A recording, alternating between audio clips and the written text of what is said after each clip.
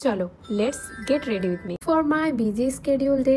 আজকে একটু বাইরে বেরোতে হবে, তাই এই ড্রেসটা পরে নিশ্চয়ই যাব না। তাই আমি ভাবছিলাম যে কি ড্রেস পরবো, কিন্তু বাইরে এত পরিমাণে বৃষ্টি হচ্ছে যে দেখেই ভয় লাগছে। তাই ভেবে ভেবে একটা ড্রেস ঠিক করলাম, কিন্তু এদিকে গান চলছিল বলে আমি নিজেকে আর কন্ট্রোল করতে পারলাম না। আজকে গেট রেডি উইথ মি ভিডিওটা করলাম কারণ আজকে আমার মনটা ভালো ছিল। তারপরে এই ড্রেসটা আমি ফাইনালি ঠিক করি, তো টিকটক ট্রানজিশন আমি ড্রেসটা পরে নিই।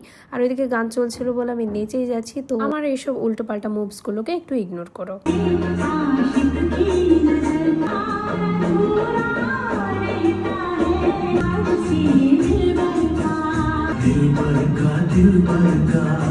জানি জানি আমার ডান্স দেখতে ভালো লাগছে, কিন্তু তা দেখলে কি আর হবে, এদিকে রেডি হতে হবে। তো সবার ফার্স্টে এখানে আমি একটা টোনার অ্যাপ্লাই করে নিচ্ছি। আর এই স্প্রে বোতলটা কিন্তু আমি মোমোসো থেকে নিয়েছিলাম।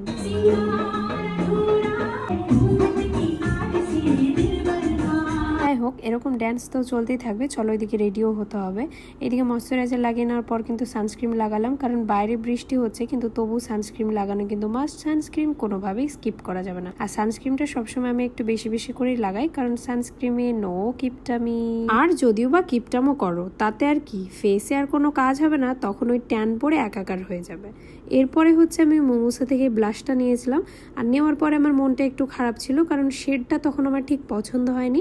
আমি ভাবছিলাম যে ভালো না, কিন্তু এটা যেহেতু একটু চায়নার প্রোডাক্ট, তাই কিন্তু কালারটা বেশ সুন্দর, আমার স্কিনে বেশ ভালোভাবে শুট করছিল। আর আমার ন্যাচারালি একটা গ্লো দেয়, যেটা আমার খুবই বেশি পছন্দ। আর এটাই কিন্তু আমি ঠোঁটেও অ্যাপ্লাই করে নেব, কারণ এটার শেডটা সত্যিই সুন্দর। আমার ফেসের সঙ্গে তো খুব বেশি যায়, একটা প্লাম্পি ভাব দেয়, যেটা আমার কিন্তু পার্সোনালি খুবই পছন্দ হয়। গান হচ্ছিল আর আমি ডান্স করেই যাচ্ছিলাম, তাই আমার এসব ফালতু জিনিসগুলোকে ইগনোর করো। এরপরে হচ্ছে আমি আইল্যাশটাকে কার্ল করে নেবো। মাস্কারা এখন আমার বর্তমানে একটা ফেভারিট স্টেপ হয়ে গেছে, যেটার জন্য আমার চোখটা ছোট হলেও একটু হলেও দেখতে ভালো লাগে।